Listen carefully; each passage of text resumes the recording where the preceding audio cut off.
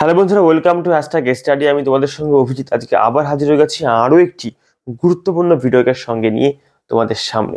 দেখো, আজকে আমি কথা বলছি মূলত যারা মাধ্যমিক পরীক্ষা রিসেন্টলি যারা মাধ্যমিক পরীক্ষা শেষ করলে, প্রত্যেকে হয়তো অনেক পরিশ্রম করে পরীক্ষা দিয়েছো। কারো পরীক্ষা ভীষণ ভালো হয়েছে, কারো পরীক্ষা ভালো হয়নি, বা কারো পরীক্ষা মোটামুটি ভালো হয়েছে। তো এরকমভাবেই আমাদের চলবে জীবনের পরীক্ষা। পরীক্ষা আমাদের একটা পরীক্ষাতেই জীবনের পরীক্ষা শেষ নয়, এরকম পরীক্ষা সামনে অনেক আসবে। প্রত্যেকটা পরীক্ষাতেই কিন্তু আমাদেরকে উত্তীর্ণ হতে হবে। সেই প্রতীক্ষা এবং সেই মনের জোর নিয়ে আমাদেরকে এগোতে হবে সামনের দিকে। তাই সেই লক্ষ্যে আজকে আমি তোমাদের সঙ্গে আলোচনা করছি। এই মাধ্যমিক পরীক্ষার এই সময়টাতে আমাদের মনের মধ্যে বারবার একটা কোশ্চেন কিন্তু বারবার ঘুরে ফিরে আসে, সেটা হচ্ছে আমরা কোন দিকে এগোবো। মাধ্যমিক পরীক্ষার পরে কিন্তু তিনটে বিষয় আমাদের সামনে আসে। একটা হচ্ছে বিজ্ঞান বিভাগ অর্থাৎ সায়েন্স নিয়ে পড়াশোনা বা সায়েন্স, আর একটা হচ্ছে কলা বিভাগ বা আর্টস, আর একটা হচ্ছে বাণিজ্য বিভাগ বা কমার্স নিয়ে পড়াশোনা। এই তিনটে দিক আমাদের সামনে খুলে আসে এবং কোন দিকে আমরা যাব, কোন দিকে গেলে আমার ভালো হবে, সেই বিষয় নিয়ে একটা কনফিউজ তৈরি হয় আমাদের মনের মধ্যে। তাই এই সমস্যার সমাধান নিয়ে আমি তোমাদের সঙ্গে কয়েকটা কথা তোমাদের সঙ্গে শেয়ার করছি। দেখো, এরকম অনেকেই আছে আমাদের পরিবেশে বা অনেকে থাকে আমাদের ফ্যামিলিতে যারা আমাদেরকে প্রেশারাইজ করে যে এই দিকে আমাদেরকে এগোতে হবে। এটা সম্পূর্ণ তোমার ব্যক্তিগত বিষয়।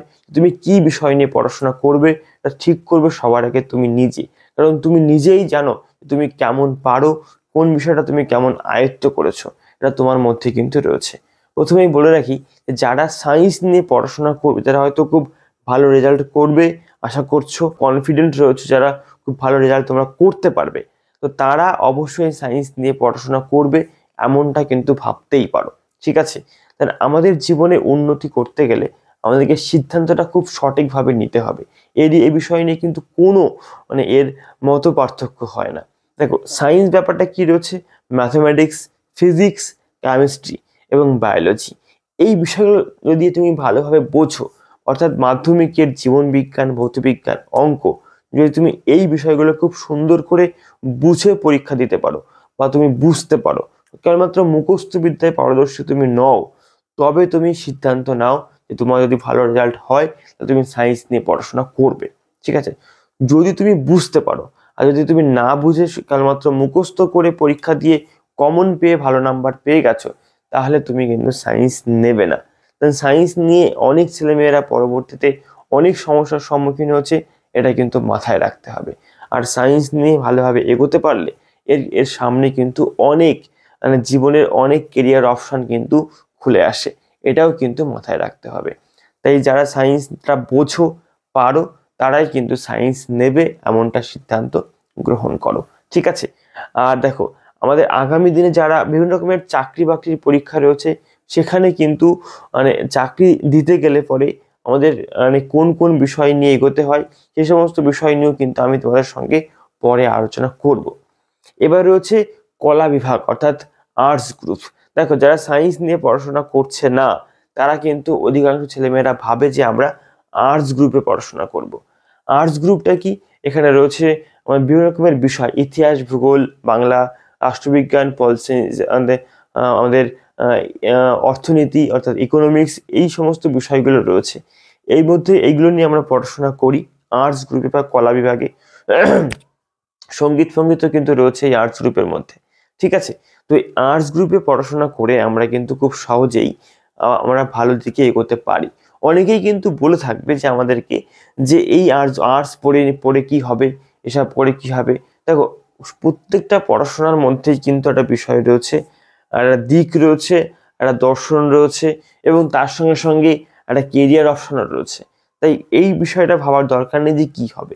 তাই প্রত্যেকে যারা সায়েন্স পারছো না, তারা আর্টস গ্রুপ নিয়ে পড়াশোনা করো। আর্টস গ্রুপের মধ্যে সব থেকে বড় সমস্যা কি এই সময়টার জন্য, যে এর মধ্যে অনেকগুলো সাবজেক্টের অপশন চলে আসে, কোন সাবজেক্টে নিয়ে আমরা পড়াশোনা করব। তাই এই বিষয় নিয়ে কিন্তু অনেক ভিডিও আমি আগেও বানিয়েছি, আমার চ্যানেলে রয়েছে হ্যাশট্যাগ স্টাডিতে, আগামী দিনেও বানাবো আরও, তোমরা আমাদের সঙ্গে থেকো। এই চ্যানেলে পোস্ট করব। এছাড়াও কিন্তু আমাদের আরও একটি চ্যানেল রয়েছে, যেটা হচ্ছে বং স্কুল। বং স্কুলে কিন্তু আমি ক্লাস 9, 10, 11, 12 ছেলেমেয়েদের জন্য গুরুত্বপূর্ণ টপিক নিয়ে আলোচনা ভিডিও আমরা কিন্তু পোস্ট করছি। আর তোমরাও কিন্তু অবশ্যই বং স্কুল সম্পর্কে জানিও প্রত্যেককে, ঠিক আছে? তো এই হচ্ছে আমাদের আর্টস গ্রুপ যাচ্ছে, এরপরে রয়েছে বাণিজ্য বিভাগ বা কমার্স সাবজেক্ট। তবে বর্তমান সময়ে যুগ উপযোগী কিন্তু বিষয় বা বিভাগ নয় যে বাণিজ্য বিভাগটা বা কমার্স সাবজেক্টটা। হিসাব নিকাশ রয়েছে এর মধ্যে। কমার্স নিয়ে এখন আর পড়াশোনা করার দরকার নেই, এটাতে ভালো উজ্জ্বল ভবিষ্যৎ কিন্তু নেই, বোঝা গেছে? তো কমার্স নিয়ে পড়াশোনা করাটা আমার কাছে মনে হয় এই সময় যে সময় উপযোগী পড়াশোনা নয়, কারণ কম্পিউটারের যুগে হিসাব নিকাশটা অনেকটা সহজ হয়ে গেছে কম্পিউটার আসার পরে।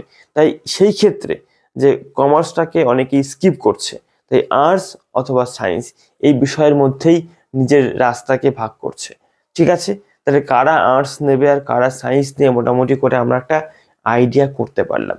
এই রিসেন্টলি পরীক্ষা শেষ করেছো, এখনই পড়াশোনার বিশাল বড় চাপ নিতে হবে না। তবে ধীরে ধীরে ডিসাইড করো যে কি নিয়ে পড়াশোনা করবে, কোন সাবজেক্ট নেবে, বা সায়েন্স না আর্টস নেবে। প্রত্যেকটা ব্যাপার একটুখানি বোঝার চেষ্টা করো। প্রয়োজন হলে পরে তোমরা অবশ্যই তোমাদের সিনিয়রের কাছ থেকে বই সংগ্রহ করো, নিট থেকে সিলেবাস দেখো, নিট থেকে বিভিন্ন ক্লাস দেখো, বোঝো, ব্যাপারটা বুঝে তারপরে আস্তে আস্তে করে সিদ্ধান্ত নিয়ে, যারা সঠিক সিদ্ধান্ত নিতে পারছো তারা এখন থেকেই পড়া শুরু করে দাও, ঠিক আছে? এই হচ্ছে আজকে আমাদের একটা টপিক ছিল, যেখানে আমি আলোচনা করলাম তোমাদের সঙ্গে, একদম খোলামেলা আলোচনা। তোমাদের কেমন লাগছে অবশ্যই জানিও। সাবস্ক্রাইব করে রেখো আমাদের এই হ্যাশট্যাগ স্টাডি, এবং সাবস্ক্রাইব করে রেখো আমাদের সেকেন্ড চ্যানেল বং স্কুল, ঠিক আছে? তোমরা কি নিয়ে পড়াশোনা করতে চাইছো সেটা কিন্তু অবশ্যই কমেন্ট করতে ভুলো না। আর তোমাদের কোনো কোশ্চেন থাকলে অবশ্যই কমেন্ট করো, আমি সেই কোশ্চেন নিয়ে অবশ্যই আলোচনা করব আগামী ভিডিওতে। আজকে এটুকুই, দেখা হচ্ছে পরবর্তী ভিডিওতে। সবাইকে অনেক অনেক ধন্যবাদ, অভিনন্দন এবং আমাদের তরফ থেকে শুভকামনা। আজকে এটুকুই, দেখা হচ্ছে পরবর্তী ভিডিওতে।